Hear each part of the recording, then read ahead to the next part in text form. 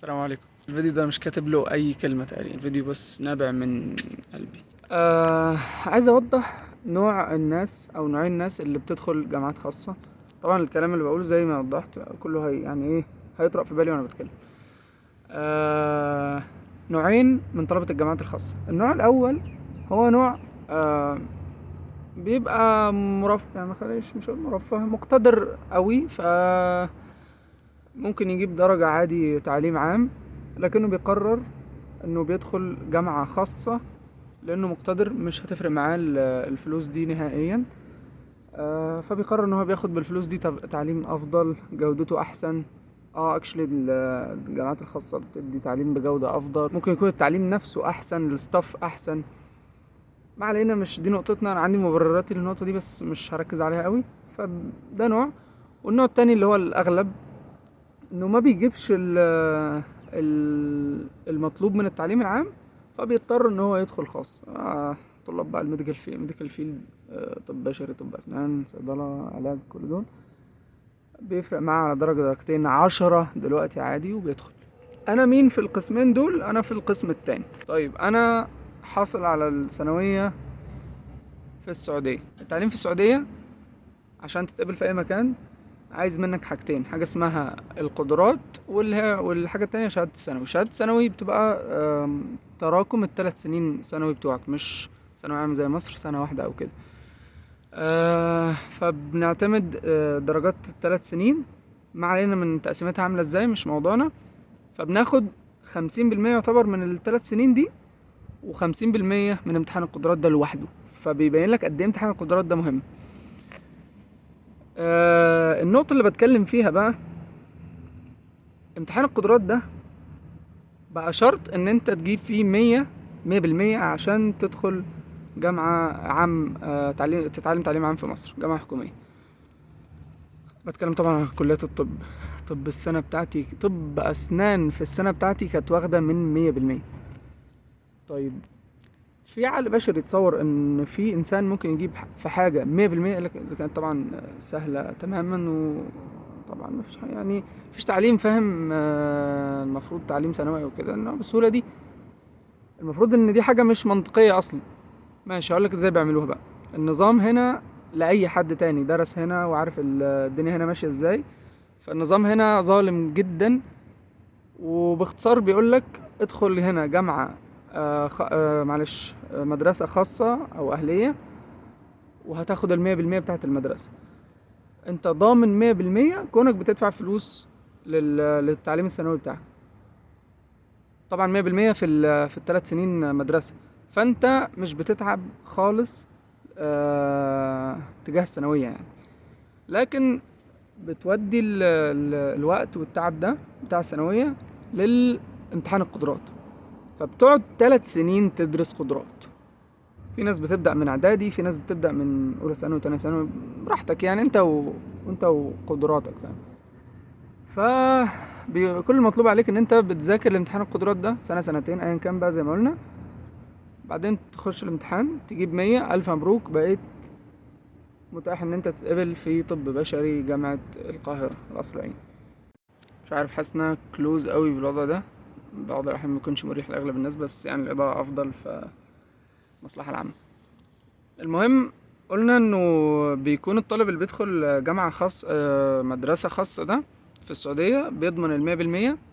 طبعا مش بيضمنها اللي هو دخل خلاص السلام عليكم الدرجة بس، لا هو يعني شبه بيضمنها، ان هو شبه ما بيبذلش مجهود. بيدوهم اوراق في الامتحانات، يعتبر مثلا 5 ورقات 10 ورقات يذاكر منها المنهج كله، وبيجي من ضمنها الامتحان. فبس بتحتاج ان انت تلم نفسك 3 4 ايام كده قبل الامتحانات وخلاص. فشبه يعني ما بيبذلش مجهود، بيكون مجهوده منصب بس على امتحان القدرات. انا رأيي ارجع زي ما كنت عشان حاسس انها قريبة اوي. فالوضع ده بيتسبب زي ما تقريبا وضحت من شوية في جعل التنسيق خارق. بيبقى التنسيق زي ما وضحت من شوية بيبقى 100%. عشان تدخل جامعة حكومية في مصر لازم تكون جايب 100%. لو عايز كلية طب بشري، عايز طب أسنان، لحد أتوقع، لا طب بشري طب أسنان بعد كده بيبقى يعني برضو 99 و95، 99 ونص. ده عشان تدخل اقل حاجة في كليات القمة وكده. فانا من الناس اللي دخلت تعليم حكومي هنا، وانتهى بيه الحال ان انا جبت تقريبا 98 في المدرسة و99 في القدرات، ودي يعتبر من اعلى الدرجات عندي في عشان بصيت في الشاشة، من اعلى الدرجات بالنسبة لمدرستي. مش عارف، انا ما عندناش ترتيب يعني، بس كان بيبقى واضح يعني. بص عشان تقدر تتخيل المجموع ده، بما ان اكتر الناس اللي بتتفرج عليا مصريين، فكأنه مثلا بيوازي 95 94% بالنسبة للثانوية العامة يعني، بتنسيق السنة دي او اللي قبلها كده يعني. فهو كان عالي، وبالرغم من ده ما دخلنيش حتى. مش عارف، كان تقريبا اقصى حاجه جات لي كان طب بيطري، فاللي هو مش جايب لي حاجه من الكليات اللي كنت بفكر فيها. ده ليه؟ زي ما قلنا، لانه الوضع كذا كذا كذا. بتوع الثانويه بيرفعوا التنسيق، بيخلوه كده عشان بيجيبوا 100 الى اخره. فحد زيي لما ادخل جامعه خاصه، هل ده شيم؟ هل دي مشكله؟ وانا واللي زيي كتير جدا في مختلف الانظمه التعليميه، مش بتكلم على بس بتوع السعوديه. في ناس اتظلمت، في ناس حصل لها ظروف. ما ينفعش ان انت تعمم الحكم ان دي مثلا طلبه فشله ولا ايا كان. في ناس انا فاهم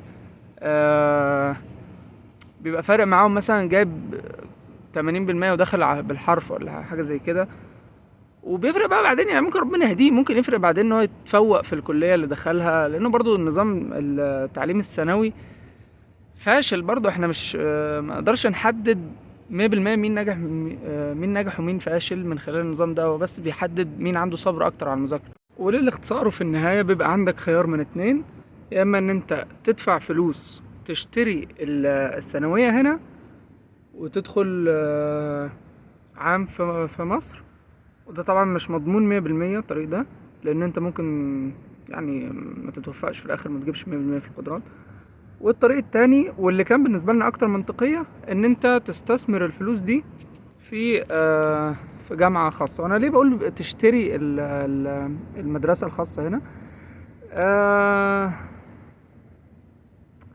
بص، مش مستعد بره صراحة النقطة دي قوي، بس انت حرفيا بتشتريها. انما في الجامعة الخاصة انت بتتعب زيك زي اي حد، فانت مش بتشتري الشهادة، انت بتتعب لها، بتدفع وبتتعب. وده يقودنا للنقطة التانية، هي التعليم في الجامعات الخاصة والفاسيلتيز والى اخره. خليني اقول لك حاجة بالنسبة للستاف يعني. هحكي لك حاجة. الجامعة اللي انا فيها، الجامعة الخاصة اللي انا فيها، افضل ان انا مش عارف ليه عندي تحفظ على الاسم، ان انا اذكر الاسم، بس خليني ما اذكرش الاسم. الجامعة دي من ضمن الاستاف اللي فيها دكتور. الدكتور ده هو احنا بالنسبة لنا الدكتور ده طبعا بياخد فلوس. انا مش بقول ان هم، مش قصدي اوصل صورة معينة يعني، بس اكيد لما تاخد فلوس على تعبك اكتر من مكان تاني هتبذل اكتر للي بيديك فلوس، ده حاجة منطقية. فالدكتور ده جزاه الله خير، بيدينا المحاضرات كلها، ما بيفوتش محاضراته يعتبر. بنتناقش معاه، بنتكلم معاه، يعني العلاقة بيننا وبينه اقوى حسب ما انا شايف يعني، وبناخد منه اهتمام اكتر من المكان اللي المفروض هو في الاساس تابع ليه. وده صدقوني مجرد مثال، الحاجة دي يعتبر بتطبق على امثلة كتير يعني. ده بالنسبة للستاف. بالنسبة للمناهج، فزي ما قلت لكم، انا برضو موضوع المناهج ده بيستفزني يعني. هل احنا ككلية ككلية فلانية هناخد منهج جاي من كوكب تاني؟ ما هو اكيد نفس المنهج في الاخر يعني، نفس المادة العلمية، مع اختلاف بسيط ما اعتقدش ان هو هيفرق في الخريج عن التاني، فاهمني؟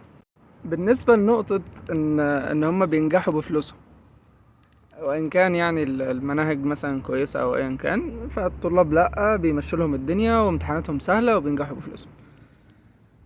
محدش جرب يروح اكتوبر بس يشوف الدنيا في اكتوبر عامله ازاي في شهر 8 السمر؟ العيال يعني مش عارف، نسب كبيره جدا من الدفعات بتشيل. وده اندل بالنسبه لك. مش عايز والله اخش في نية حد، بس مش عارف تفكروا ازاي. خلينا نفكر بالنقطه دي. ان دل فبيدل على سهولة، قصدي بيدل على غباء الطالب اللي في الجامعة الخاصة ومستواه السيء، ان هو ما بيذاكرش، امتحاناتهم سهله ومع ذلك ما بيذاكرش، ما بيعملش، ما بيبذلش، لانه طالب فاشل ما جابش المجموع فشل. ماشي. والطلاب بتوع الجامعات الحكومي لما يشيلوا، ده هنا امتحاناتهم صعبة جدا، فوق مستوى الطالب العادي. يعني مش عارف والله. كمان انت لما تيجي تفكر فيها فعلا بشكل منطقي، هتلاقي ان الجامعة الخاصة عايزة، يعني مؤسسة ربحية عايزة تكسب، فهتصعب، بالعكس هتصعب الدنيا. ده المنطق بيقول كده. انا معرفش هما، يعني انا طلعت على شوية امتحانات، شوية فروقات في المناهج وبتاع، حاسس ان هي قريبة كلها من بعضها. ولكن ان كنت تفكر بالمنطق فعلا، فالمنطق بيقول ان الجامعه الخاصه عايزه تكسب، فبالتالي هتصعب الامتحانات. عايزه مثلا، ده كان في دكاتره بيقولوا لنا كده، ان هم عايزين الجامعه بتطلب منهم، معرفش ده هزار ولا حقيقه، يعني الجامعه بتطلب منهم نسبه معينه من الطلاب للسمر. الجامعه في الاخر عايزه فلوس، فبالتالي ممكن تصعب الدنيا على الطلاب كمناهج وكامتحانات والى اخره. بس بالتالي هيخرج طالب متمكن فاهم الدنيا ومشي في سوق العمل. مفيش فرق بينه وبين اي خريج من جامعه حكوميه او اي جامعه عموما. وده يقودنا لنقطه اخرى، الا وهي الصياح بتاع ده بياخدوا اماكننا، مليتوا سوق العمل، ما بقاش لينا مكان، معرفش ايه، خريجي الجامعات الخاصه دول بوظوا الدنيا.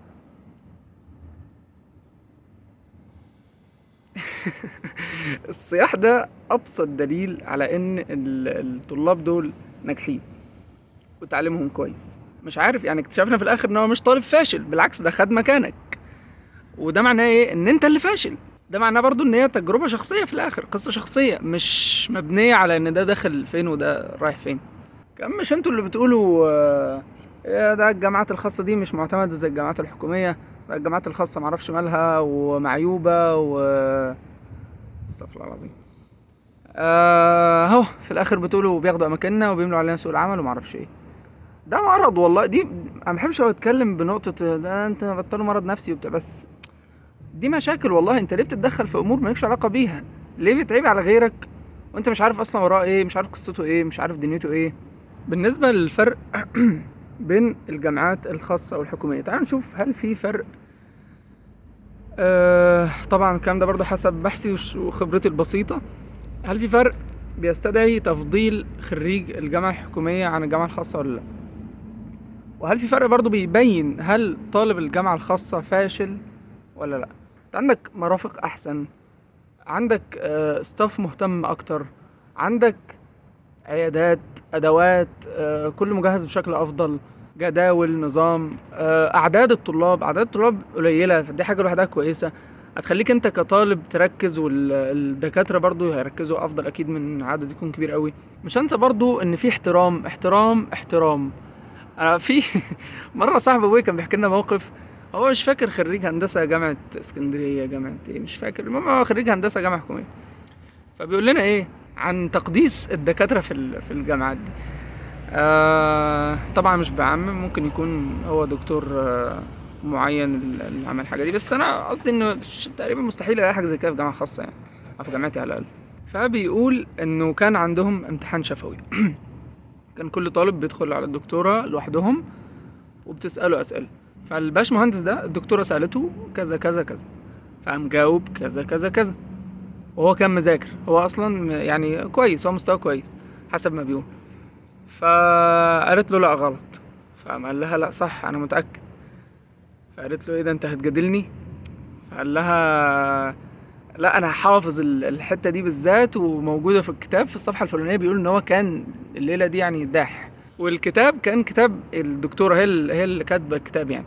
فحست باهانه، لو انت هتعلي عليا في كتابي، او انت تعرف اكتر مني في اللي انا كاتباه. فقام قال لها حضرتك بص، جاب لها الكتاب وفتح لها النقطه دي وبتاع، وراها كذا كذا. فقامت اتضايقت وبتاع، قالت له انت بتجادلني وبتاع، وشافتها، ومع ذلك شيلته المادة، قالت له انت صفر. ف طبعا مرض، يعني انسانه مريضه دي، قدسيه بقى الدكتور انت فاهم، ما قدرش يعمل حاجه في الاخر وخلاص. مخزن الحاجه زي دي مستحيل تلاقيها في جامعه خاصه، انا عمري ما شفتها في جامعه خاصه، عمري ما سمعت حاجه زي كده في جامعه خاصه. وده برضو ما يدلش ان الدكاتره هناك بيبقوا معرفش ايه، لا ليهم احترامهم، بنحترمهم بنحبهم، بنعمل لهم ممر شرفي اللي يستاهل في اخر الترم او اخر السنه. بينا وبينهم كتير، ومش بيننا وبينهم القدسية والفرق اللي هو بتاع الدكتور والطالب اللي بنشوفه ده. بالعكس بيعاملونا احسن معاملة، وبنعملهم كويس، بنحترمهم، بيحترمونا.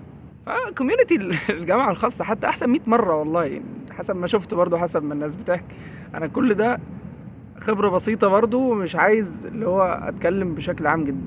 طيب بالنسبة للطالب الفاشل ودخل، لانه طبعا مجاميع قليلة في الجامعات الخاصة، فدخل هو فاشل.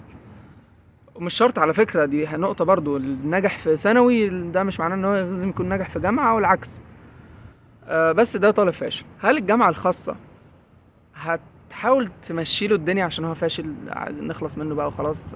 الوضع هنا مش مدارس، ولا الجامعة بتبقى عايزة تستفيد في الآخر. عندي زمايل والله، ليا زمايل في الجامعة فشلة، يعني هم فشلة عادي، بيعتمدوا على الغش وبتاع ان هم يعدوا. ما بيعدوش، وهيقعدوا يشيلوا يشيلوا يشيلوا، ياخدوا الكلية في ضعف سنينها. واهلا وسهلا، احنا معانا ناس من 2013، انا دفعة 2023، واحد بقيله 10 سنين في الجامعة معايا. انا شفت حد زي كده. مفيش كلية في العالم هتاخد 10 سنين. ده واحد فاشل ودخل منظومة استغلت فشله ده، وقاعدة بقى مخليه مش هتتخرج. ده اصلا ده ايجابية للطالب في الاخر. مش هيتخرج غير لما يكون متمكن، مش هيتخرج غير لما يكون فاهم الدنيا. واكيد ده مش عيب على الجامعة الحكومية، مش بقول حاجة، بس انا قصدي انه الجامعة الخاصة بيقال ان الناس بتنجح بفلوسها والدنيا بتمشي لهم وبتاع، وده كلام زيرو منطق.